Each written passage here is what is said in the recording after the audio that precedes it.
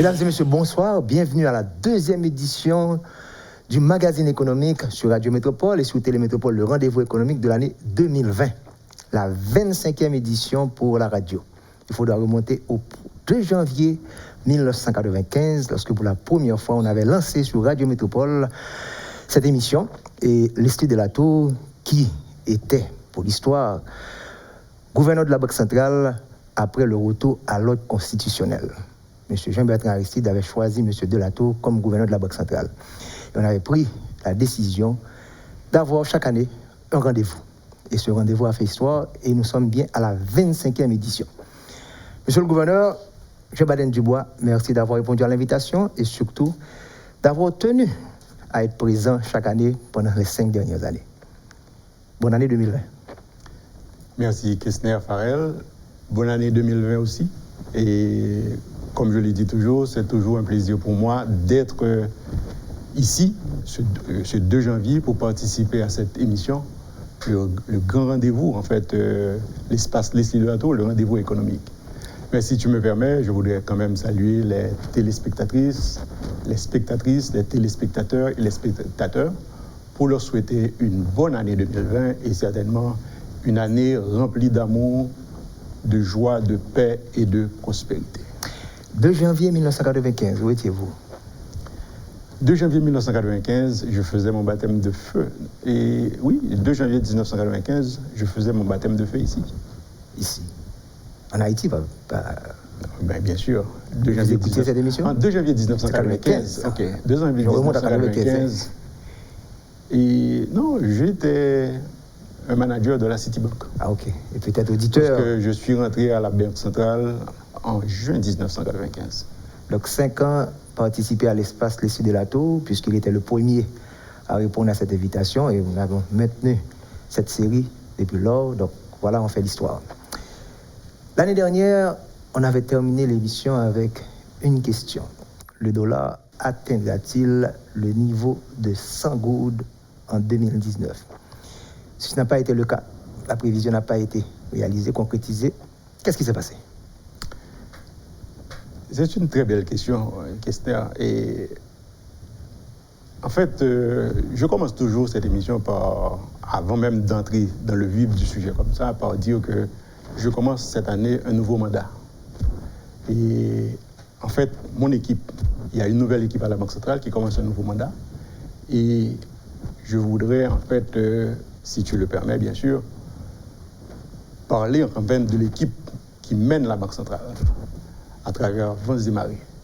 Et nous avons un nouveau conseil qui a été remanié, je dirais, pas changé, puisque je reste le gouverneur de la Banque centrale. Georges-Henri reste le gouverneur adjoint de la Banque centrale. Et Ronald Gabriel, qui était un membre, est aujourd'hui le directeur général au niveau du conseil d'administration. Et on a 2 nouveaux membres. M. Edgar Jeudi, qui était un ancien employé de la Banque centrale, qui a été quelque temps au FDI et qui est revenu à la Banque centrale en tant que membre du conseil. Et nous avons aussi Mioto René qui a travaillé un petit peu aussi à la Banque centrale avant et qui aujourd'hui, en fait, est un membre du conseil. Donc voici l'équipe qui est en train de gérer la Banque centrale. C'est important pour moi de le dire parce que très souvent, on voit le gouverneur, on ne voit pas toute l'équipe. Merci de nous le rappeler, mais on pourrait demander pourquoi AI au niveau de ce conseil? Bon, pourquoi AI au niveau de ce conseil? Puisque l'équipe était déjà là, vous avez fait un travail, donc on aurait pu continuer. Donc qu'est-ce qu'il y a en quelque sorte? Bon, je dois dire que donc, le mandat était arrivé. N'oublions pas que le mandat du conseil d'administration, en fait, c'est une décision, c'est la prérogative du président de la République qui choisit le conseil d'administration et qui l'envoie au Sénat pour être ratifié. Et le mandat était arrivé à terme. Et je pense que c'est l'occasion aussi pour moi de remercier certainement le président qui a eu confiance en moi comme gouverneur et confiance en fait dans la majorité de l'équipe. Mais en fait, le président a jugé peut-être que c'était nécessaire qu'il fasse des remaniements au niveau du conseil. Très bien. Mais dans l'ensemble, le conseil est resté le même, ce qui donne en fait, je pourrais dire que globalement, en fait, je veux dire que le gouvernement, en fait, le président, est satisfait en fait du travail qui a été mené par le conseil d'administration. Donc 3 anciens membres maintenus à des postes d'importance au niveau du conseil. Et donc je retourne à ma question, à savoir le dollar, est-ce qu'il y a eu quelque chose d'extraordinaire, une année aussi difficile? Comment vous avez pu maintenir le dollar en dessous de 100 gouttes? Puisque c'était ma question avant de partir l'année dernière. Bon, la dernière fois, et quand tu as posé la question, est-ce que le dollar, d'ailleurs, tu as insisté pour dire que le dollar allait dépasser 100 gouttes. Oh, je l'avais dit, j'avais prévu. Oui, c'est ce que tu avais prévu. Vous me mettez en deux spots alors. Mais donc j'ai raté ma prévision. Bon, qu'est-ce que vous avez fait? Ce qu'il faut comprendre, c'est que le dollar, en fait, le taux de change, c'est un résultat. Son résultat, ok, qui traduit pratiquement l'ensemble des déséquilibres. Son résultat qui montre que tout déséquilibre que nous vivons, à savoir, nous avons pile déséquilibre au niveau de, en fait, de notre structure macroéconomique, à savoir, nous avons des déséquilibres au niveau fiscal, c'est-à-dire que tu n'es pas sans savoir que le déficit fiscal est probablement, tu as déjà rencontré le ministère des Finances où il a parlé justement de ce déficit fiscal que nous n'arrivons toujours pas à combler et très souvent on va au-delà.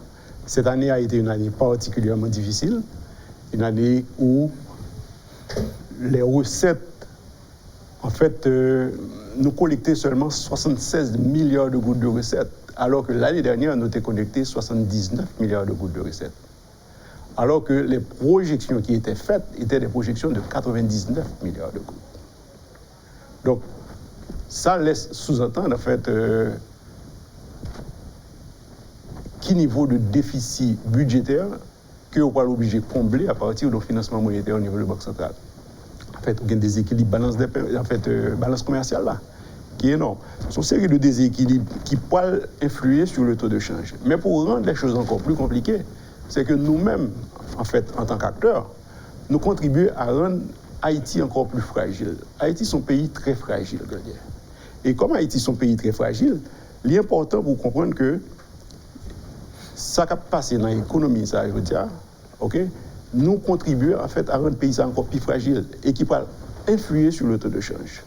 Donc, la Banque centrale, en fait, l'attitude de la Banque centrale en général, ce qu'il faut comprendre pour l'attitude de la Banque centrale, c'est que nous, nos situations, en fait, très compliquées, une situation environnement très adverse, et l'environnement très adverse, qu'est-ce que la Banque centrale est obligée de faire? La Banque centrale est obligée à opérer à partir de... à opérer de façon à ce que je joigne un certain équilibre. Mais un équilibre qui est probablement temporaire, de façon à ce qu'un équilibre qui n'est pas optimal, mais qui est suboptimal, de façon à ce qu'il a maintenu un certain équilibre en attendant que les paramètres structurels soient améliorés. Et tant que les paramètres structurels ne sont pas améliorés, donc nous sommes obligés de venir avec certaines mesures. Et c'est peut-être ça, nous sommes obligés de venir avec une politique monétaire restrictive. Une politique monétaire restrictive qui fait que nous retirons pratiquement la majorité de gouttes qui sont dans le système. Là. Et bien sûr, certainement, on va le pénaliser en fonction du taux de change, en fonction sur la croissance, etc. Il va le pénaliser surtout pour la croissance. Mais c'est un arbitrage très difficile que nous sommes obligés de faire, à savoir, est-ce que nous avons gardé en fait le bien public, parce qu'il y a une chose qui arrive, c'est qu'il y a 6,5 millions d'habitants qui déjà vivent pratiquement au-dessous du seuil de pauvreté. Et taux de change par un facteur qui va directement affecter eux. Donc, nous avons toute une série de mesures.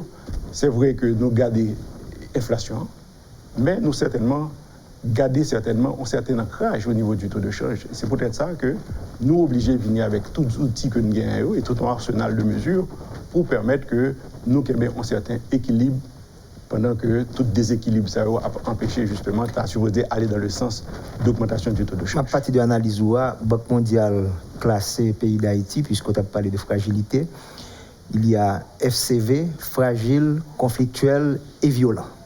Ça, nous classé là-dedans selon Banque mondiale. Deuxième point que soulever là, c'est qu'il y a une série de facteurs externes à la Banque centrale là, le déficit budgétaire qui sortit du ministère de l'Économie et des Finances. On a déjà reçu le ministre des Finances pour nous expliquer que comment recettes est faible par rapport à dépenses, qui ont un déficit budgétaire beaucoup plus important. On a discuté sur le support qu'on porte à déficit budgétaire là. Il y a des arriérés assez importants. Et on a ajouté pour nous là que nous créons l'autre problème. Là, monsieur, on va parler de l'environnement politique qui s'est dégradé.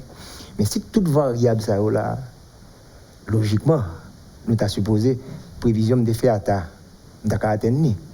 Et qui s'est passé qui fait que nous retrouvons quand même à une certaine stabilité, même si le dollar était à un niveau de dépréciation assez élevé par rapport aux années antérieures. Je dois dire que les mesures ont marché. Effectivement, on joue un résultat. Mais ce que je veux que nous assurer, c'est que le résultat que nous jouons n'a pas découlé directement de l'équilibre d'une série d'indicateurs économiques qui réussissent à équilibrer. Or, vraiment, sous besoin que le soutenable, c'est dans ce sens pour aller. Parce que ce qui arrive, c'est que nous sommes obligés de faire un arbitrage. Un arbitrage entre, alors qu'en général, s'ouvre les croissances, il faut aller vers une politique monétaire et accommodante, une politique monétaire expansive, sous les croissances. Or, nous avons vraiment besoin de croissance. Mais voilà que nous obligés à faire un arbitrage entre croissance et un arbitrage entre, et nous avons dit que un taux de change que je ne peux pas dégrader parce que l'influe directement sur ce peuple-là, l'influe directement sur le monde qui a touché un bout de jour. Donc, moi, arbitrage que je m'oblige à faire, alors que ça que je suis supposé avoir aller vers lui-même, c'est vers la croissance. Donc, je m'oblige à faire un arbitrage qui fait que m'aller vers un équilibre, même si l'équilibre est sous-optimal, à partir de outils que nous avons à disposition au niveau de politique monétaire, c'est-à-dire que ce soit au niveau des taux d'intérêt, que ce soit au niveau des réserves obligatoires qui sont très élevées, alors que tu as besoin que toute ressource aille vers la production. Mais le problème, c'est que déséquilibre que nous avons, déséquilibre structurel que nous avons au niveau de l'économie, à savoir la consommation est pratiquement financée par, pas supportée par les importations, alors que la consommation en Haïti aurait dû être supportée par la production. En attendant que nous réussissions à arriver là, donc nous sommes obligés de faire arbitrage là. Et c'est un arbitrage complexe que nous tout le temps fait au niveau de la Banque centrale. Là, on a regardé justement que les gens qui disent que nous avons un crash sur le taux de change. Ce n'est pas que nous avons un crash sur le taux de change, mais nous sommes obligés de garder le taux de change parce que le taux de change, justement, affecte directement la pauvreté. Donc, pour les non-initiés qui nous écoutent, c'est important et qui nous regardent également, pour comprendre que ça n'a pas fait sans coût. Parce que si nous regardons sur 10 dernières années, puisque décennies a fait maintenant, nous avons une dépréciation de plus de 130% de la goutte par rapport au dollar, de 40 gouttes à plus de 90 gouttes. Et année ça, malgré ne pas passer en bas, ne pas passer sous 100 gouttes là, mais il y a une dépréciation de près de 30%. Donc, en voulant conserver cette stabilité, et qu'on doit protéger mon nom, mais il y a un coût, puisque il n'est pas compétitif, il n'est pas économie, grand-chose quand même. Et ce coût-là, qui parfois, parce que la mi-temps, au niveau de la Banque centrale, à un certain moment, on est obligé d'augmenter tout de réserve obligatoire, tout directeur, et qui va avoir un impact qu'on y a là sur l'économie réelle du pays. Donc le mot arbitrage, quoi, souligné pour nous, il faut que le public là comprenne que l'arbitrage avait dit qu'il y a des coûts, il y a des bénéfices en quelque sorte. Oui, bénéfices, mais il y a des coûts assez élevés. Donc comment nous arriver à un certain moment, augmenter tout pour nous empêcher le dollar à passer sous tête 100 gouttes là, et par la suite, nous sommes obligés de baisser. Donc analysons l'année, puisque nous ne pouvons pas concentrer l'année sur le dollar parce que le prix est plus ou moins stable. Dernier point ça pour le public là, qu'on est qu'il y a un coût à payer lorsqu'on veut avoir une stabilité du dollar par rapport à la goutte sans stabilité macroéconomique, les déficits côté souligné tout à l'heure. Bon, et je pense que l'important vous me dit que c'est vrai que l'approche de la Banque centrale dans un environnement adverse, avec l'OC, nous créons propre fragilité, nous faisons payer à une plus fragile. En fait, l'approche de la Banque centrale dans cet environnement adverse, très complexe, en fait, il faut nous opérer des arbitrages, c'est des arbitrages très complexes que nous obligés à opérer. Et alors pour le grand public, c'est des choix. C'est des choix liés. C'est des choix liés. Et ce sont des choix, en fait, que nous faisons de façon à ce que nous produisons un certain équilibre en attendant une amélioration de paramètres structurels. Mais parallèlement, nous ne pas arrêter les bras croisés devant paramètres structurels. Nous connaissons fondamentalement qu'il faut aller vers une économie de production.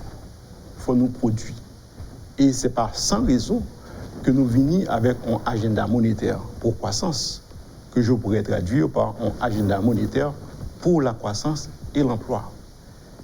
Et je dois dire que nous, pendant que nous pas voulons pénaliser en fait les plus pauvres, nous, après aller tout, nous avons regardé plus loin. Nous avons regardé comment nous sommes capables de réduire ces déséquilibres le plus possible et aller vers un système, en fait, une structure qui va mener nous vers la croissance. Et en fait, il y a une bagaille que nous arrivons et je pense que nous avons des résultats qui sont extrêmement positifs avec l'agenda monétaire pour croissance noire. Pour dire que les paramètres structurels importants pour nous, pendant que quand même, nous avons essayé justement que on certaine en fait que nous pas aggraver pauvreté la masse de la masse. Parce que ça que nous oblige, et je dis que regarder en fait les importations ont légèrement diminué, ce qui est quand même est un plus au niveau Quel niveau il y a à peu près, Anissa? Et les importations sont à 5,1 milliards. Pas oublier que l'année dernière, on était à 5,6 milliards. Année ça, on finit à 5,1 milliards. Bon, pour qu'il y ait tout phénomène là, toute une série de bagailles. Mais les exportations ont augmenté de 15%.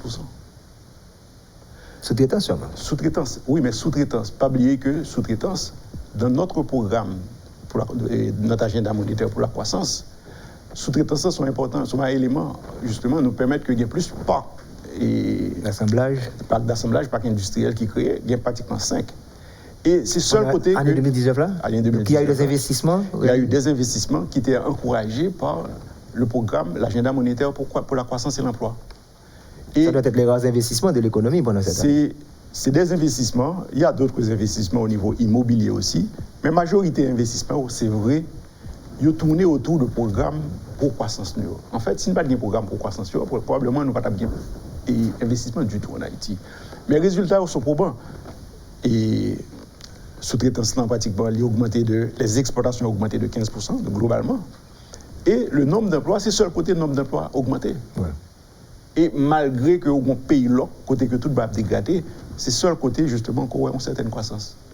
Donc ceci est un élément intéressant qui nous dit que faut nous continuer à avancer dans ce sens-là. Et on connaît tout que dans pile l'investissement qu'a fait actuellement au niveau de l'agriculture. Et je pense que très bientôt nous allons attendre en fait de gros investissements qui pourraient être faits au niveau de l'agriculture, parce qu'au niveau de la Banque centrale, nous avons accompagné projets qui viables bio et qui permettent que nous avons produit non seulement pour le marché local, mais produit pour l'exportation. Et nous envoyons en pile. On a quitté ça pour la dernière partie à la perspective, mais nous avons gardé année avec deux événements qui intéressent le public là, mais qui sont un petit peu faits à l'intérieur, les réunions avec le Fonds monétaire international. En février, personne ne va attendre à rien. Après, nous avons une réunion qui a faite et à la grande surprise, on parlait de la possibilité d'avoir un support du Fonds monétaire international qui devrait l'accompagner de support budgétaire Union européenne BID. Nous ratons l'occasion ça. La fin d'année encore, Vingon Fonds monétaire international. En général, en période de crise, le Fonds monétaire qu'on retourne avant aller. Qu'est-ce qui s'est passé? Comment bonne outil d'information sur ça? Bon, c'est bien content qu'on vienne avec question ça, parce que je dois dire que en 2 janvier 2018, le m'a fait interview ça, de paraître très optimiste. Et en fait, l'année a commencé de manière très optimiste. Pourquoi ça me dit l'année a commencé de manière... 2 janvier 2019 alors? 2 janvier 2018. 18, l'année a... Non, 2 janvier 2019. 2 janvier 2019. On a dit que l'année a commencé de manière très optimiste. Parce que nous avons fait un gouvernement en septembre. OK? Et en janvier, nous signons un pacte de gouvernabilité avec le ministre des Finances d'alors. Et je dois féliciter en fait toute l'équipe du ministère des Finances et le gouvernement. Et certainement, je dois dire, le président et la primature qui sont entrés dans le jeu et qui ont appuyé en fait ce pacte de gouvernabilité qui fait que nous t'hériter, malgré situation très difficile, c'est un pacte de gouvernabilité qui a été respecté. Donc, en janvier, nous signons un pacte de gouvernabilité qui peut le respecter avant même que le Fonds monétaire vienne. Donc, ce n'est pas le Fonds monétaire qui dit nous fait tel bagaille. Donc, là qu'on est là, nous venons avec le Fonds monétaire, nous venons dans la réunion avec le Fonds monétaire qui encore vient un positif, côté que les rencontres ont été faites. Nous sommes en février-mars. Côté que nous signons avec le Fonds monétaire et que nous décrochons en fait, nous réussissons à gagner, ça me donne 100% de quotas au niveau du Fonds monétaire. Ce qui n'est pas donné, mais c'est parce que tu as toute une série de sacrifices, il y a toute une série de réformes structurelles que le gouvernement est d'accord pour le faire. Et réformes structurelles, ça, il y a pour le mettre en place pour que nous soyons capables d'avancer. Parce que tout l'objectif que nous avons et toute discussion que nous faisons avec le Fonds monétaire. C'était le gouvernement Séan à l'époque. Le gouvernement Séan et Moïse. Et toute discussion qui est faite avec le Fonds monétaire, c'est que il n'a pas fait sens que Haïti, avec le Fonds monétaire, que le grand relation avec le Fonds monétaire depuis 40 ans, et que 40 ans plus tard, nous toujours un pays fragile. Et dans la discussion que nous avons gagnée avec le Fonds monétaire, et que nous continuons à gagner avec le Fonds monétaire d'ailleurs, nous disons Fonds monétaire, il faut que nous ayons un programme qui permette de nous sortir de l'état de fragilité pour aller vers un état de transformation socio-économique. Et moi, il y a toujours avec le même objectif, ça. Je pense que le gouvernement était toujours avec l'objectif, ça, que il faut sortir de l'état de fragilité. Mais qu'est-ce qui est arrivé tout de suite après? C'est que les acteurs, les acteurs haïtiens, nous décidons que nous avons un pays plus fragile et nous fragiliser le pays à un point du jamais vu. Ça a été plus et même pire qu'une catastrophe naturelle.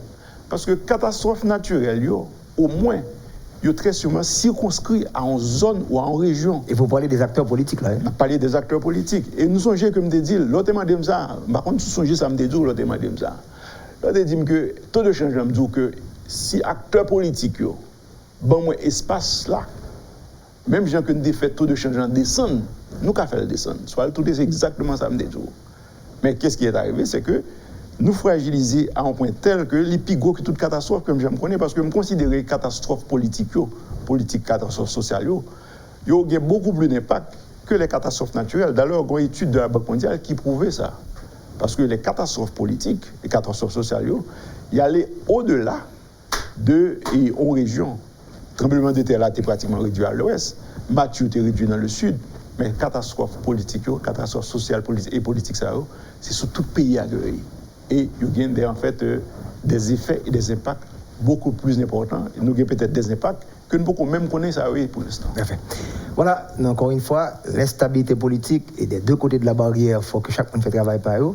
Nous suivons Magazine économique sur Radio Métropole et sur Télémétropole, le rendez-vous économique.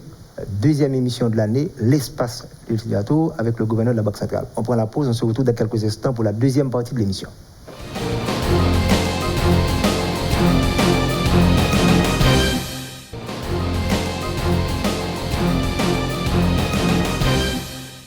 Vous suivez le magazine économique sur Radio Métropole et sur Télémétropole, le rendez-vous économique. C'est la deuxième émission de l'année 2020.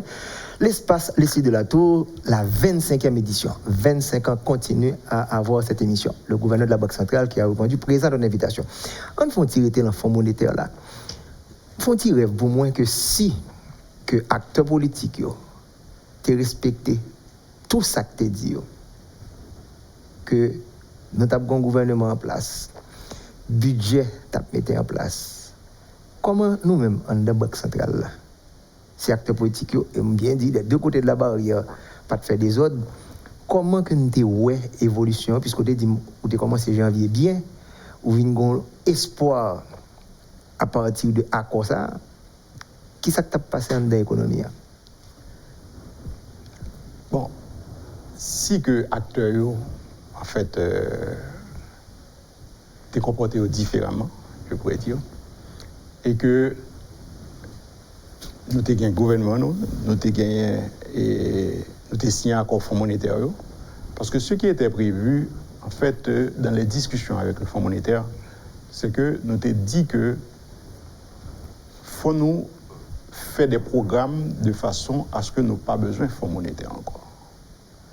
Parce que nous-mêmes à la Banque centrale, nous nous rendons compte que le pas de fait sens que Haïti obligé seulement capable de faire des prêts concessionnels, que nous n'avons pas de capacité pour nous être capables d'aller sur le marché international et toute une série de bagages. Donc, nous avons dit que l'objectif que nous devons faire, en fait, là nous faisons programme avec le Fonds monétaire, là, il y a toute une série de réformes qui étaient supposées faites, que ce soit des réformes au niveau fiscal, que ce soit des réformes au niveau de la Banque centrale aussi, parce que la loi de la Banque centrale, on devait en fait refaire la loi de la Banque centrale de façon à ce que la Banque centrale vienne une banque centrale, dans tous les autres pays, une banque centrale beaucoup plus indépendante.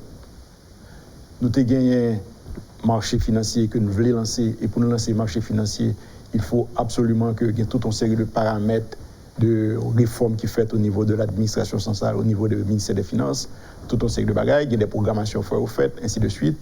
Pour l'instant, le ministère des Finances utilise les bons du Trésor juste de façon à pouvoir combler le gap qui y a au niveau du financement en fait, des ressources. Pour les ressources, c'est-à-dire que les recettes ne sont pas arrivées niveau pour arriver à, donc le ministère des Finances est obligé de mettre des bons. Mais les bons du ministère des Finances, maximum que arriver, c'est 1 an. Alors que sous besoin d'aller dans des infrastructures, il faut être capable de le prêter sur 10 ans, sur 15 ans. Mais pour faire, il faut qu'on arrive à une stabilité. Ce n'est pas juste une stabilité conjoncturelle, pour le dire, c'est une stabilité structurelle, de façon à ce que l'investissement qui a intéressé dans le pays, de façon, il y a un débat qui était important en fait dans la négociation que nous avons avec le Fonds monétaire. Il est clair qu'il y a des réformes, c'est des réformes qui parlent un petit peu dur sur la population. C'est pour cette raison, c'est la première fois que le Fonds monétaire a signé un programme avec l'État haïtien, côté que le filet de protection sociale était au centre. Il fallait que nous ayons un filet de protection sociale de façon à ce que le gouvernement puisse monitorer combien de monde que le retirer dans l'état de pauvreté extrême, que le faire graduer de l'état de pauvreté extrême vers pauvreté, ainsi de suite, sortir de la pauvreté, pour capable connaître, qui gens que ou avancer sur le dossier. Il y avait un fonds prévu pour ça même, des montants. Il y avait un programme et des structures étatiques qui devaient être mises en place. OK. Rappelez-nous chiffre au moins d'abord combien de fonds on a porté sous table la signé, ensuite support budgétaire. Pas tellement. En fait, ça fonds a porté 229 millions de dollars sur 3 ans. Mais ce n'est pas 229 millions de dollars là qui est plus important pour nous. Ce qui est plus important pour nous dans le programme avec le Fonds monétaire, c'est le fait que le Fonds monétaire, c'est un baromètre lié pour le dire que mais qui niveau gouvernance ou mais qui niveau capacité pour capable prêter, mais qui niveau capacité pour capable dépenser, mais qui niveau capacité pour capable investir. Fonds monétaire, là qu'on rentre dans le programme avec le Fonds monétaire, qui va suivre le programme ça, les vignes baou montrer que ou développer des capacités. Ça veut dire qu'il faut commencer à sortir de l'état de fragilité de manière structurante pour aller vers un état normal, non fragile. Et tu as un support budgétaire de l'Union européenne qui t'a venu. Maintenant, tout l'autre bailleur qu'on a là, depuis que ou sérieux sous développer le pays, sérieusement, il n'y a pas de problème pour venir. Le problème des bailleurs, le problème qui fait que l'Europe ne va pas venir avec fonds, c'est parce que il y a pour justifier que comme et en fait, comme que apprend la caillou qui c'est comme de taxes en fait de leurs citoyens, de leurs concitoyens, ils n'ont pas voulu arriver non point côté que son comme que au bas nos pays qui gaspillent parce qu'ils sont pas obligés expliquer ça. Donc l'heure que qu'on y a au monde une structure parce que ils veulent aider, mais avant tout sous besoin de sortir pays à côté de c'est vous pouvez là. Il y avait un montant déterminé par l'Union européenne et la BID. L'Union européenne était pratiquement à 60 millions de dollars, pratiquement. L'Union européenne était près à 300 millions là. Et BID était comment montant tout? BID en fait toujours un montant pratiquement de 200 millions de dollars par année, mais c'était un montant spécial qui doit aller pour comme support budgétaire. Parce qu'il faut faire la différence entre les montants qui viennent pour support budgétaire et les montants qui sont venus dans les programmes. Donc, nous avons plus de 300 millions de dollars américains qui étaient pas augmenter réserve au niveau de la Banque centrale là. Oui, est-ce que nous avons commencé... Mais ce n'est pas ça seulement. Il y a tous les autres pays que nous avons des accords bilatéraux avec eux, que ce soit Qatar, que ce soit Taïwan. C'est beaucoup plus confortable là que nous rendons compte qu'il y a des structures et des réformes qui sont faites et qu'il y a des structures solides qui mettent en place, qui ont une gouvernance là-dedans. À ce moment-là, il n'y a pas de problème pour venir à comme. L'argent n'est généralement pas un problème. Ce qui est un problème, c'est que les partenaires internationaux qui viennent pour le COB, ils ont besoin de rassurer que le COB là, effectivement, il peut aller dans le sens côté que il peut aller vers le développement effectif du pays. Il ne peut pas aller dans la poche de toi et monde, en fait, que ce soit du côté du secteur privé ou du secteur du gouvernement, c'est pas ça. Donc, à partir du moment que vous avez doute ça, il est difficile pour venir avec COB. Maintenant, l'accord avec le Fonds monétaire, tu n'as pas tout garanti ça, parce que c'est comme si, en fait, son baromètre lié qui peut dire que Mais niveau pays, ça, il sorti de fragilité, il va arriver en faire un pays qui est capable, grand monde la Cali, qui est capable de faire ça, ainsi de suite. Donc, tout objectif que nous avons discuté avec le Fonds monétaire, c'est comment, et c'est là que je dis que, justement, le principal facteur de succès dans le programme Fonds monétaire, c'est l'homme pas besoin de Fonds monétaire. Ok. Ça ne va pas compter sur la vente pool en de banque centrale là. Si scénario ça t'est passé, tout comme ça se parler là, réserve de change t'as passé à peu près combien? Et bon, réserve de change, nous. Avec moi, dans ça, là. C'est pas. En fait, il faut regarder en fait les réserves de change. Peut-être que ça va reprendre le niveau de 1 milliard sans problème. Si que nous gagnons en fait. Parce que ce n'est pas seulement les 300 millions de dollars qu'il faut voir. Non, je parle de tout l'ensemble. C'est ça. Tout l'ensemble. Et maintenant, on a prévu stabiliser en fait monnaie locale. Et lorsque stabiliser monnaie locale, il n'est pas nécessaire justement pour accourir des dollars. Donc il y a toute une série de facteurs qui peuvent venir en jeu. Et à ce moment-là, on est capable de créer plus de jobs, parce qu'il y a un problème que nous avons fondamentalement en Haïti aujourd'hui, c'est la création d'emplois. C'est sûr. Même si que 1 milliard de dollars, ça, lorsque les agents économiques, particulièrement ça gagne fait spéculation, ça gagne qu'à recevoir dollars de l'extérieur qui pour changer. Lorsqu'on 1 milliard de dollars, le marché des chaînes va fonctionner même genre, pas vrai gouverneur. Lorsqu'on a plus de balles là, et dit que de il y a moins des autres qui fait. C'est le gendarme financier, pas vrai? C'est pas le seul facteur. Certainement. Le marché financier, et ça permet un petit peu, comme nous commençons l'émission, je ne commence l'émission, pour me rappeler quand même les 5 rôles fondamentaux de la Banque centrale. En fait, les 5 missions fondamentales de la Banque centrale. Bon, nous commençons directement là-dedans, qui première mission qui est la stabilité des prix. Quand on dit stabilité des prix, certainement il y a stabilité de change et stabilité des prix, inflation. Que année ça, que c'est lui-même que 20%.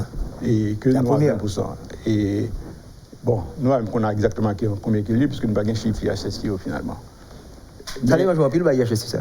Si ça dérange, non, ça dérange tout le pays. Ce n'est pas la Banque centrale seulement, ça dérange tout le pays, parce que c'est comme si que ou qu'on est malade, mais on ne connaît pas justement qui malade ou souffre. C'est-à-dire que on ne connaît pas en fait différents, ne serait-ce qu'au niveau du PIB. Moi-même le PIB, il y en a pas qui le PIB, l'homme qui a un résultat PIB, m'a regardé en fait est-ce que c'est secteur primaire là, est-ce que c'est secteur tertiaire là et secondaire là, est-ce que c'est secteur tertiaire là, et dépendant de qui secteur justement qui portait plus et croissance PIB, on connaît exactement qui gère pour m'accommoder politique monétaire. Donc, c'est extrêmement important pour moi.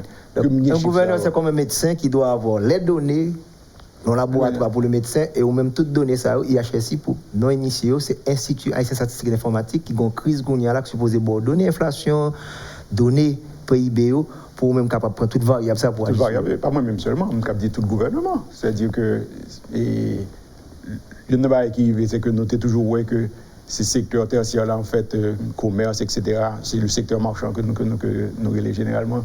Très souvent, c'est lui-même qui a plus grosse croissance.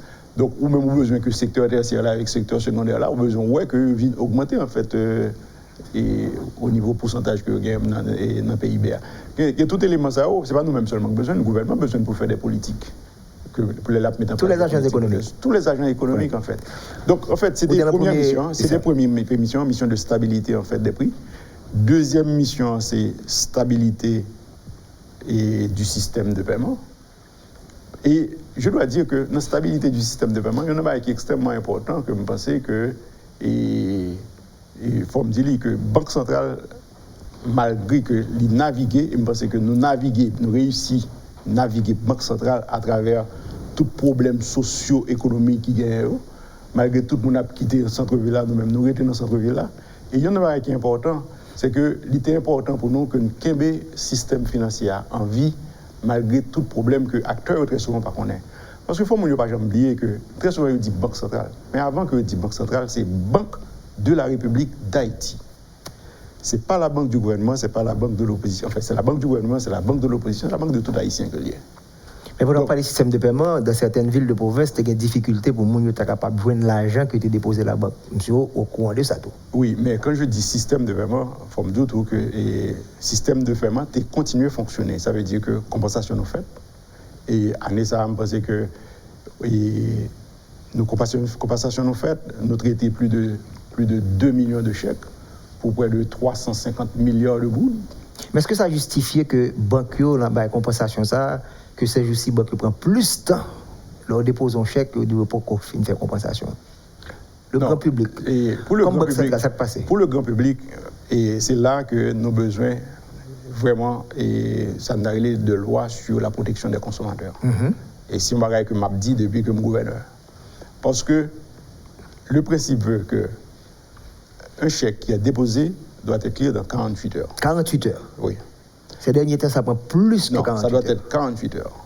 Et ceci nous fait en fait, et c'est pour raison que ça a développé en fait, centre de contact. On a besoin de faire centre de contact, non, parce que je suppose que tout le public connaît que Banque centrale a un centre de contact, au carré sans charge sur 82-74, et de façon à ce que ou apprendre de Banque centrale à faire, ou apprendre sur certains produits, mais pour qu'on ait que, en fait, on chèque supposé clear, et c'est 2 jours. Bon, 2 jours ouvrables, en fait. 2 jours ouvrables qu'on chèque supposé prendre. Un pile banque a justifié qu'à cause de crise là, à cause de problèmes liés. Non, pas une question de crise, et c'est pour raison ça que l'important pour tout le monde connaît que Banque centrale pas jamais fermé 11 jours pendant la crise là. C'est-à-dire que nous avons déjà gagné des plans de contingence que nous sommes obligés de remanier, parce que le plan de contingence, c'est sous un problème qui arrivait. Parce que nous, très sérieux sur le rôle que nous avons joué. Parce que nous, c'est le poumon, le cœur de l'économie. Donc, nous ne pouvons pas permettre nous le luxe pour nous fermer. Parce que l'économie, ce n'est pas que vous dites économie, je vais camper le jeudi et puis je vais commencer le 2 mètres pour son clim stat, non. Il faut continuer à marcher. Et chèque continue clear pendant la période. SPI continue fait. Employés l'État continue à venir toucher. Donc, Banque centrale, nous fait nos devoirs justement pour nous ouvrir chaque jour pendant la crise là, pour permettre que l'économie n'a pas tombé. Et c'est parce que nous ouvrons chaque jour que la banque est obligée d'ouvrir tout, parce que compensation pénalisant pour eux si ils n'ont pas ouvert. Il faut reconnaître que les banques commerciales ont fait cet effort. Mais, il y a un pile, par contre, ici, excusez-moi, dit terme, que les banques commerciales, je vous dis, il y a des retards, parce qu'il y a des problèmes de compensation, ils ne sont pas capables de livrer l'argent. Or, les banques commerciales, il faut connaître qu'ils ont un statut spécial. Oui, c'est des banques privées, en général, à part BNC peut-être, et on est capable de dire l'autre, mais ils ont un service public qui a offert tout. Donc, c'est une extension de la banque centrale que la banque commerciale est censée.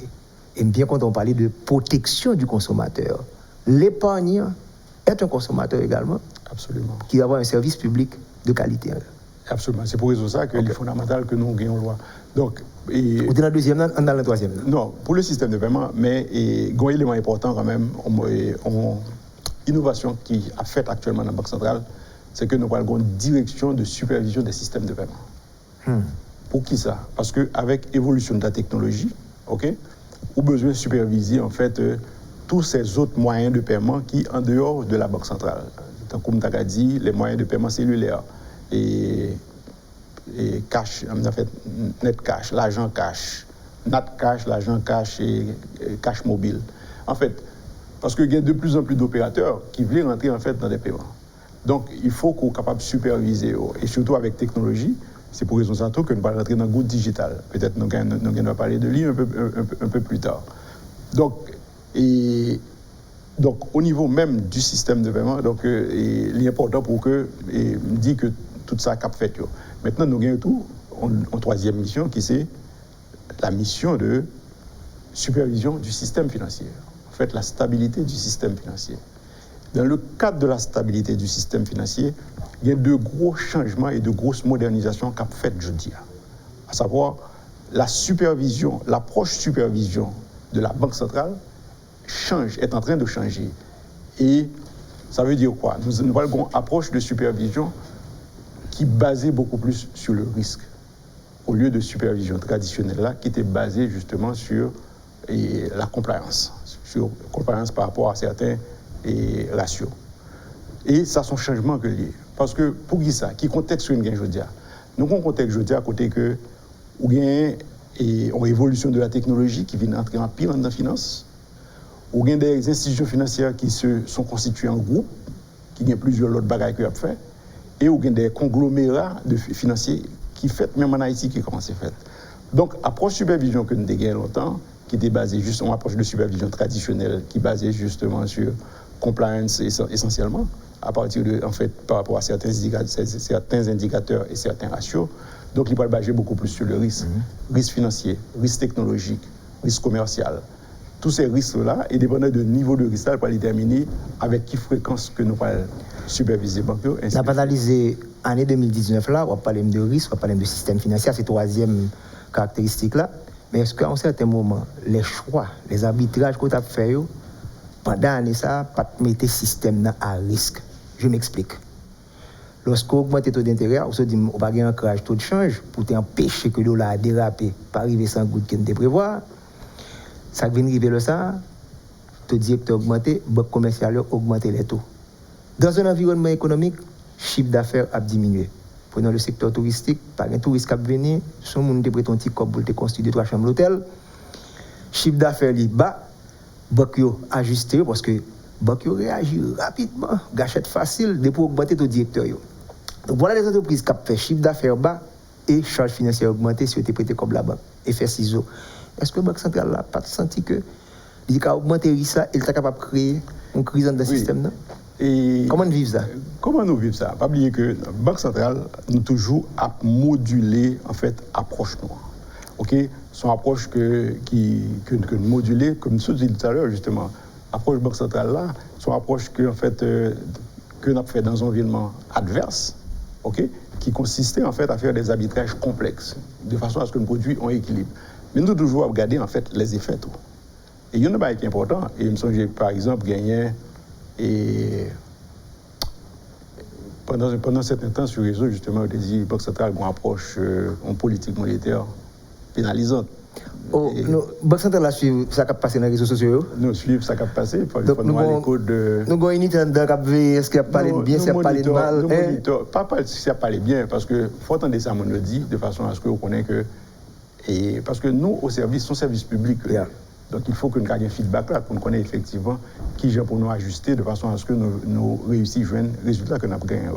Mais il y en a pour connaître tout, justement. Une question pour vous était tout. Est-ce que l'objectif de profitabilité doit atteindre sa limite maximale sur les ruines de l'économie, en dehors de la responsabilité du régulateur, à établir des règles favorisant un équilibre sous-optimal? À qui sont parlés là, gouverneur? Avec vous-même, avec tout le monde qui pose des questions ça, parce que c'est important pour connaître que c'est important. De profitabilité. Parce que justement, lors d'une situation ça, il y a et maximiser profitabilité. Et sont des discussions que très souvent nous gagnons avec les banques commerciales. Que nous disons peut-être que nous ne pouvons pas maximiser les mêmes fonctions. Une banque commerciale peut-être à maximiser fonction de profil.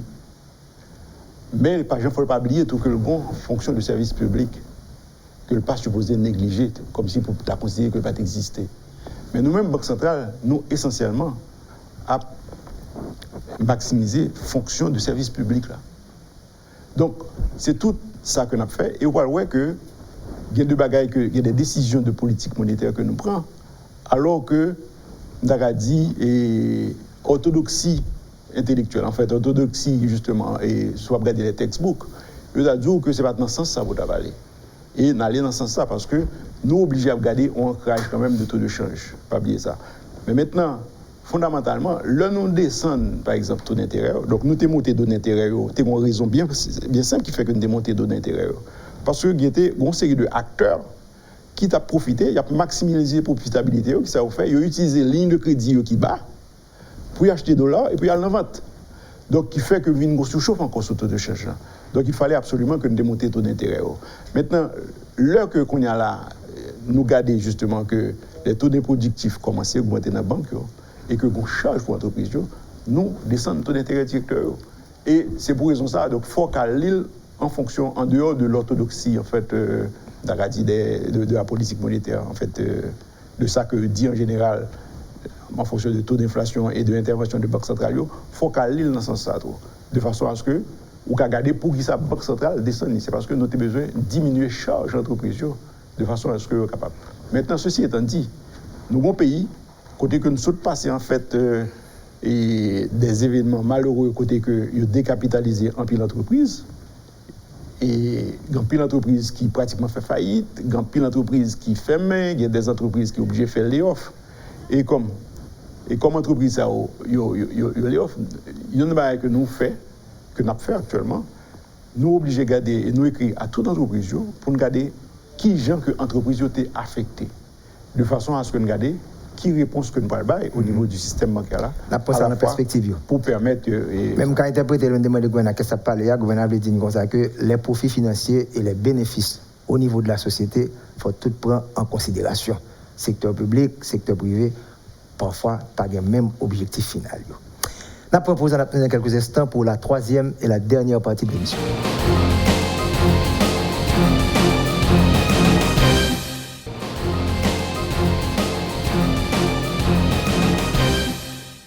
Vous suivez la deuxième émission de l'année 2020, l'espace Leslie de la Tour. Le gouverneur de la Banque centrale, M. Jean-Baptiste Dubois, notre invité. Nous sommes à la troisième et la dernière partie de l'émission. Le gouverneur a nous exactement mission Banque centrale là, et dans chaque mission de moi, j'ai une possibilité de faire des cas pratiques, ça passe pendant l'année. Quatrième, c'est qui ça lui-même? Quatrième, c'est banquier de l'État. La Banque centrale, c'est le banquier de l'État. Et puis, les amis, comme l'État comme? Ça veut dire? Pas exactement. Parce que nous avons une modernisation que nous portons au niveau de banque, en fait, de banque centrale, en fait, en tant que banquier de l'État. Bon, il y a qui peut filmer les gens que nous voulons, parce que nous avons que tout fonctionnaire qui a touché directement sous compte. Okay? Ce qui n'est pas encore fait, mais ce n'est pas la faute de la Banque centrale, c'est parce que il y a des problèmes et il y a des réformes qui doivent être faites au niveau de certaines administrations pour permettre d'employer à toucher. Donc, faciliter le paiement en dedans. Maintenant, en tant que banquier de l'État, il est extrêmement important pour que les gens comprennent que la Banque centrale, c'est banque de l'État. Ça veut dire quoi? Ça veut dire que la Banque centrale, contre l'État, dans la Banque centrale, contre le ministère, en dedans la Banque centrale. Parce que tu as une question aux journalistes posée, pour dire que est-ce que la Banque centrale a financé les manifestations? On me dit, mais comment la Banque centrale a financé les manifestations? La Banque centrale, sont banques, toute autre banque qui est liée en fonction de l'État, quand il s'agit de l'État, parce que l'État sont clients de Banque centrale. L'État vient, il demande, il signe un chèque, mais pas besoin de connaître ça, l'État fait avec chèque là, parce que très souvent, leur changer de gouvernement, où on a des problèmes là, et on a dit comme ça que, oui, ou pas de accepter que tel chèque, que ils ont payé tel compte, ou bien etc. Il faut que ça, on va faire dépenser, il faut qu'on ait. Ce n'est pas le job Banque centrale. Banque centrale, c'est un banquier que lié. Nous sommes le banquier de l'État. Donc, l'État a un compte là, donc l'État tire le corps pour faire ça, pour faire tout à fait.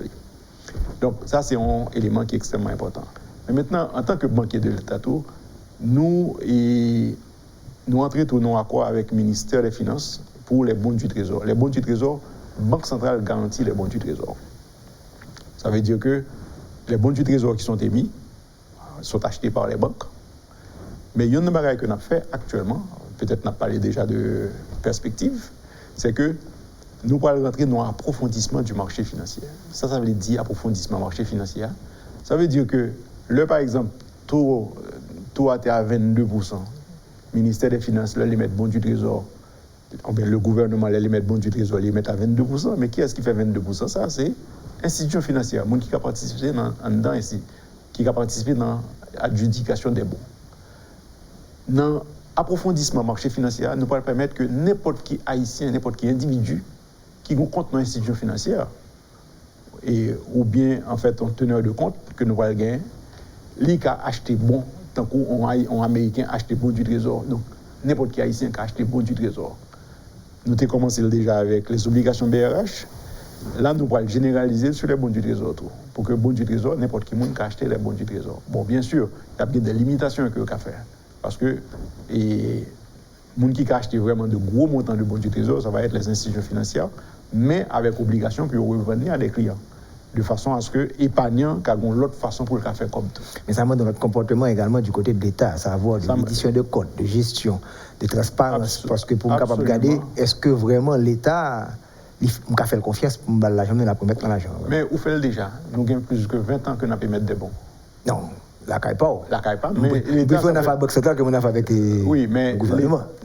L'État, pas oublier que bon du Trésor, c'est-à-dire que son bagage qui est défini déjà dans le budget.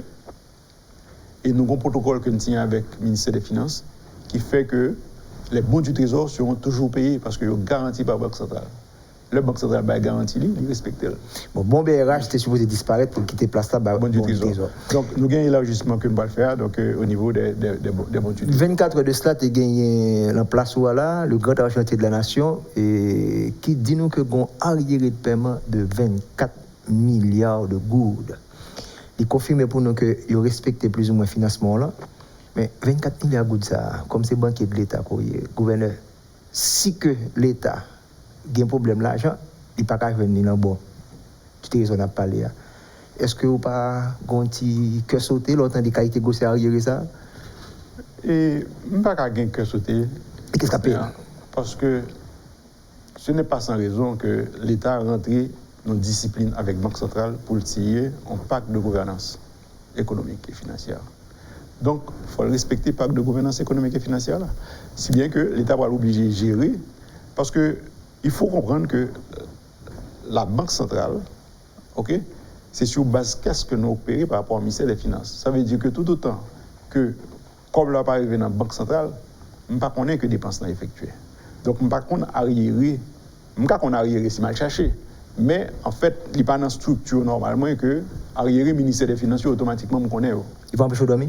Maintenant, les 24 milliards, ok, ça qui va empêcher de dormir, effectivement, c'est si 24 milliards ça qu'on a là, viennent à mettre liquidité. Si le ministère des Finances décide de payer. Mais maintenant, le ministère des Finances, pour la décider de payer, ça veut dire qu'il va tout simplement en affront, en fait, en porte-à-faux avec ça que nous signons ensemble. Là. Et il y a une chose qui arrive, c'est que l'État est supposé bâtir crédibilité. Si l'État signe un pacte avec moi, Banque centrale, et que le pas respecter lui, je n'ai pas besoin de dire qui gens que international là pour considérer l'État, l'heure pour rentrer en fait dans n'importe qui bagarre avec lui. Le respect commence par toutes ces différentes actions qui sont posées. Donc, vous avez dit comme ça que le ministère des Finances dégage à chercher les recettes de l'euro pour faire arrière là, c'est pas là qu'on a non, ou capable chercher les recettes de l'euro, comme ou capable négocier, et c'est là encore la crédibilité du ministère des Finances, sa capacité à faire des prêts. Parce que le ministère des Finances, il a toujours émettre des bons sur plus d'années, comme nous avons fait déjà pour Sugo. Nous avons émettre des bons sur 5 ans. Mais c'est les banques qui ont utilisé, qui a fini en janvier 2020. C'est des bons sur 5 ans que de façon à ce que nous résoudre le problème de l'éducation nationale. Donc, il a fait même bagarre là, éventuellement, pour capable résoudre le problème. C'est-à-dire que si je ne suis pas capable de jouer toute recette comme ça, donc, développer capacité, mais il faut développer capacité de prendre recette dans le futur pour me capable de prendre des dettes dans le futur. Donc, toutes sont questions du côté du ministère des Finances. Donc, je ne peux pas capable de parler pour le ministère des Finances. Mais, effectivement, c'est un problème sérieux qui doit être adressé. Il faut l'adresser de manière très sérieuse et très rationnelle. Et la Banque centrale a certainement là pour le capable d'aider. Cinquième et dernier point? Cinquième et dernier point, il n'est pas exactement dans la mission Banque centrale, mais si la nouvelle loi de la Banque centrale a probablement intégré comme mission de Banque centrale, à savoir l'inclusion financière. Nous, c'est sorti stratégie nationale d'inclusion financière. Actuellement, nous faisons finaliser la stratégie nationale d'éducation financière, qui est fondamentale, que nous supposons faire avec plusieurs acteurs, ministère des Finances, la presse, le ministère des Finances, le ministère de l'Éducation nationale. Il faut que nous apprenions ça depuis bien bonheur. Parce qu'il y a un problème qui arrive, par exemple, nous utilisons carte de crédit, ils n'ont pas connaît son crédit, c'est le crédit le plus cher. OK? Pendant qu'on y est, est-ce que ça justifie qu'après, nous avons fait augmenter tout directeur, après les cartes de crédit, les gens météo en Haïti, passé à plus de 50%. Donc on a parlé de point A, gouverneur. Est-ce que ça justifie? Ça plus que point A. Et ça est... Taux d'inflation autour de 20%, 50%. Ce problème, en fait, devait être mieux adressé dans un environnement compétitif. Et je dois dire que... Donc, pas assez de monde qui peut mettre carte de crédit? Je pense que pas assez de monde qui peut mettre carte de crédit. Et je pense que tôt ou tard, peut-être technologie va le rattraper, fintech va le rattraper. Mais il est évident que nous avons monitoré de près ça qui passe. Ça veut dire que même gens que l'UND et augmenté le taux d'intérêt, toute banque était ajustée presque immédiatement. Là, on a regardé que c'est une grande banque qui, 10 jours après, lui réadapter les taux à la baisse. Au banque qui fait ça? Oui, une banque qui fait ça. La moyenne, beaucoup fait ça. Et l'autre banque qui pour faire que nous avons monitoré. D'ailleurs, nous demandons pour eux, de manière systématique, puis vous voyez en fait tout pratiquer pour nous. Parce que nous avons monitoré. Et la moyenne pour faire. Mais c'est évident, nous parlons avec différents fournisseurs de cartes de crédit. Je t'ai expliqué qu'en question de cycle mensuel. OK?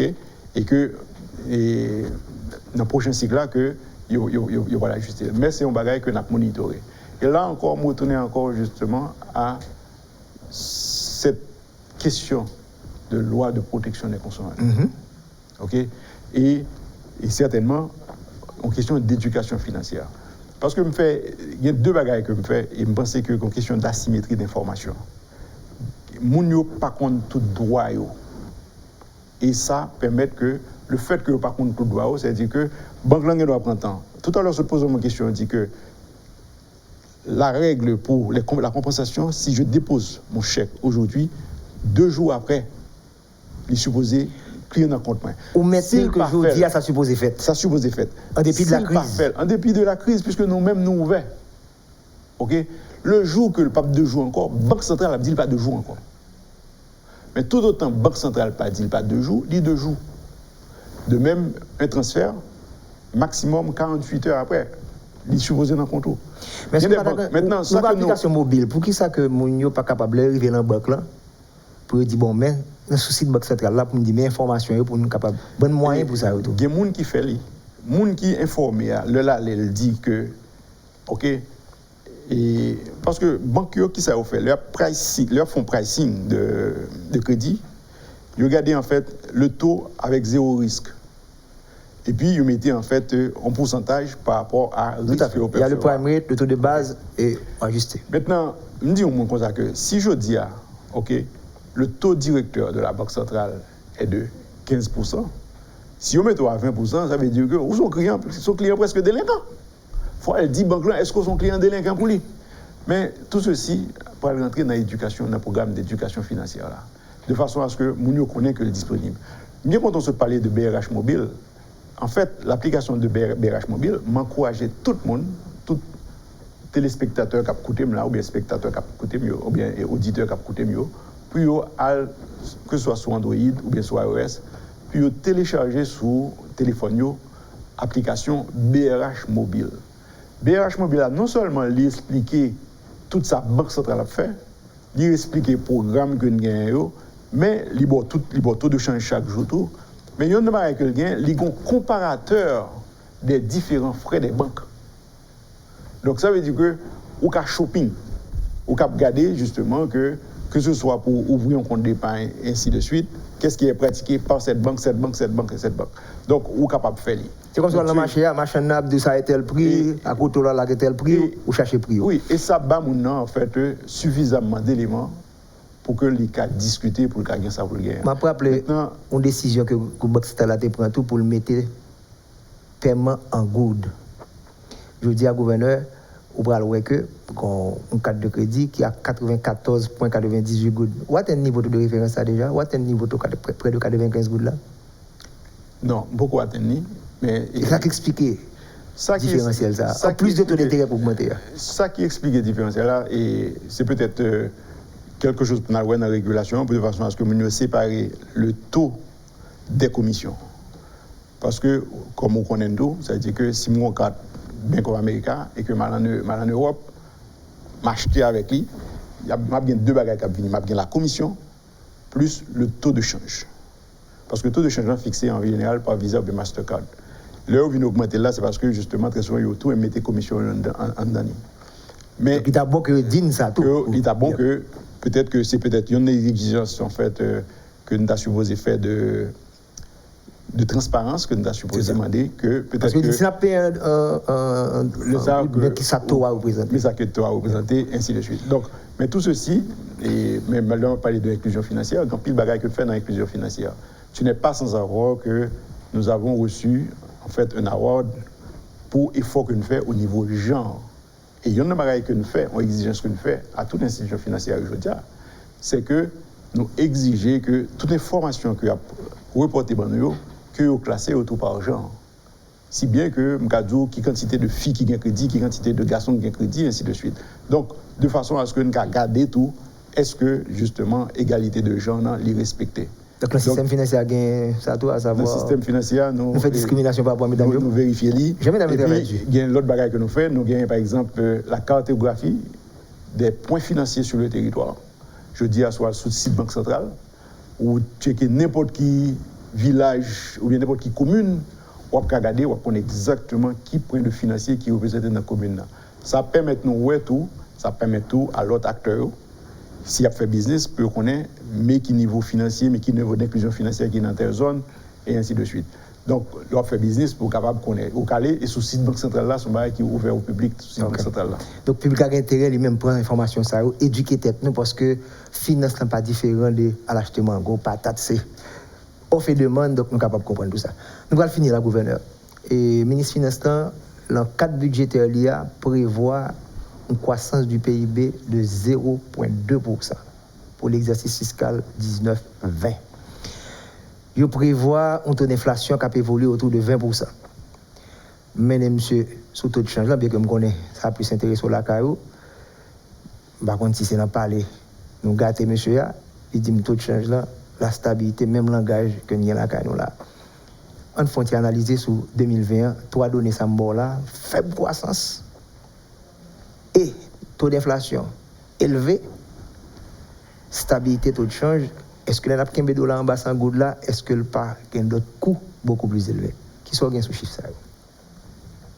Et tu vois, la question que tu poses, ça dépasse le cadre de la Banque centrale, ça dépasse le cadre du ministère de l'économie et des finances.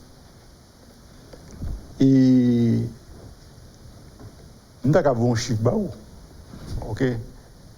Mais je ne pense pas que là, juste, d'autant plus que nous parlons d'une série de déséquilibres, ok? Qui des déséquilibres structurels. Et que déséquilibre ça, il faut que nous corrigions pour nous ramener à un niveau d'équilibre pour nous capables de définir qui s'en appelait comme croissance, ainsi de suite.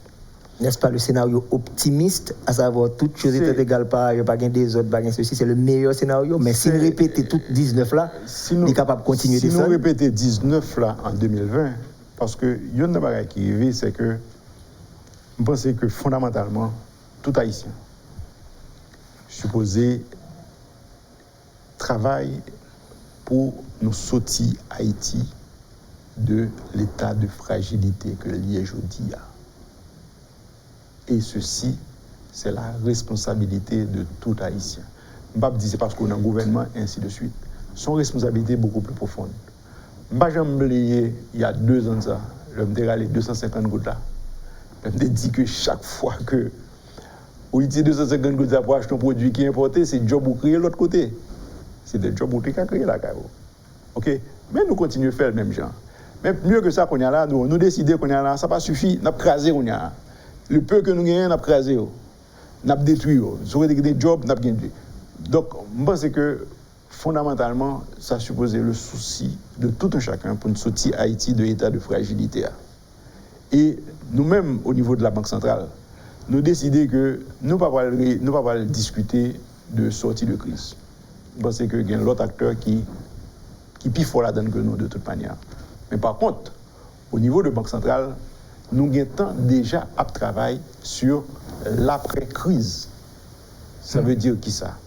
Ça veut dire que le nous regarder après analyse des impacts que nous avons avec l'agenda monétaire pour croissance, nous dit que l'agenda monétaire pour croissance, tout comme la politique monétaire, ok, est nécessaire mais pas suffisante, il ne peut jamais permettre effectivement que le prend plein essor, que le prend plein impact, parce que ce n'est pas seulement la politique monétaire qui est capable de faire ce travail-là.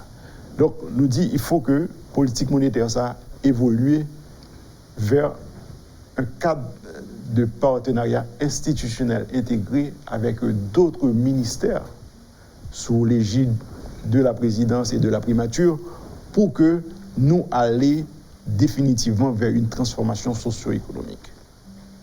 Et donc, nous battons tête qu'on a mission même pour attaquer la pauvreté, l'extrême pauvreté. Non, nous ne battons tête nos missions. Nous disons tout simplement que nous t'aimons que chaque ministère bat nos leviers, en fait, chaque partenaire, comme dit partenaire, ministère et les organisations internationales, la BID, la Banque mondiale, ok, que yo bail leverage, c'est-à-dire que nous travaillons en harmonisation, en synchronisation, ok, de façon à ce que nous sommes capables de synergie qu'il faut pour nous aller beaucoup plus vite. Parce que nous, quand même, sommes un petit pays et nous pas grand pile ressources. Donc, il fait sens que nous utilisions le plus de synergie possible. Et c'est là que le développement d'un cadre de partenariat et institutionnel est extrêmement important pour que nous allions en fait dans des domaines que nous pensons qui étaient des domaines clés de la production, que ce soit l'agriculture, que ce soit les exportations et ainsi de suite.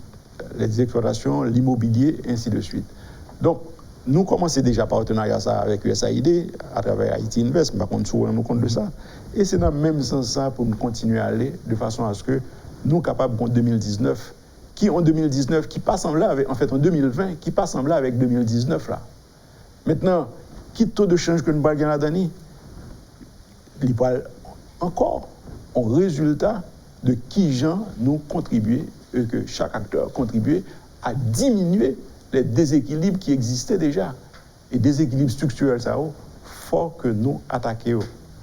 Et c'est l'inverse que nous avons fait. Nous ne sommes pas capables de créer des catastrophes. Dieu merci, bon Dieu, ouais, nous tellement créé des catastrophes, il va y avoir des catastrophes pour nous. Il ne va pas quitter des catastrophes privées là, nous. Donc, nous ne pouvons pas continuer à quitter des catastrophes. Donc, moi-même, j'étais très confiant que chaque acteur à niveau pali. Et là, je dis chaque acteur, très souvent, il faut ne pas garder et faut ne pas garder tout simplement les dirigeants ou bien les têtes de l'opposition, ainsi de suite. Je vais parler de tout acteur. Parce que il y a une chose que j'ai discuté avec des amis, parce que je fais du bénévolat aussi. Et je me dis que il y a une chose très simple qui a plus d'influence. Si un Haïtien décide que au moins 11 jours par mois, la va habiller exclusivement avec des habits faits en Haïti, ça, ça n'a pas un effet économique. Si moi ici, j'ai un tipping point là, 200 000 personnes. Si je décide que au moins 11 jours par mois, même si c'est le dernier samedi du mois, que je vais manger local, ça n'a pas un effet au niveau de l'économie. Donc, il y a des gestes très simples. Il faut que nous comprenions que ce n'est pas blanc qui a sauver le pays, ce n'est pas blanc qui a retirer le côté, c'est nous-mêmes qui pourrons retirer le côté. Et je pense que nous avons une bonne année, ok, si que tout acteur fait le job correctement, si on prend responsabilité et si chaque citoyen décide que le pays, c'est le pays par lié et qu'il décide qu'il faut aller vers une transformation. Parce qu'il faut créer un job. Quel que soit quand on vire là, il faut créer un job parce que ça n'a pas fait sens. Donc il y a trop peu d'entreprises. Les derniers chiffres que nous prenons au niveau du ministère des Finances, au niveau de la DGI, il y a à peu près 600 moyennes entreprises qui ont enregistré. Il y a à peu près 400 grandes entreprises. Ça fait un tour de 1000 entreprises pour un pays. Les trop petits. Qui manque. Il manque. Maintenant, on équipe l'autre petit bagaille, effectivement, qui peut-être qu'à mettre là à l'autre niveau. Maintenant, pour créer des jobs, c'est les entreprises qui doivent créer des jobs. Donc, il faut qu'il y ait plus d'entreprises. Et c'est dans ce sens-là qu'on va comprendre pour ça que l'agenda monétaire pour la croissance et l'emploi est fondamental. Et pour ça que nous avons besoin, en fait, que les autres partenaires emboîtent le pas, de façon à ce que nous soyons capables de bailler le pays en chance pour aller vers une véritable transformation socio-économique. Jovenel Dubois, merci beaucoup pour la 5e participation à la 25e édition de cette émission, qui pourrait être la dernière. C'est une édition d'argent, en une année d'or pour Radio Métropole, 50 ans. Merci et on se retrouvera pour la prochaine édition des grands rendez-vous économiques. Ce sera pour le 5 janvier avec M. Pierre-Marie Boisson. Ciao.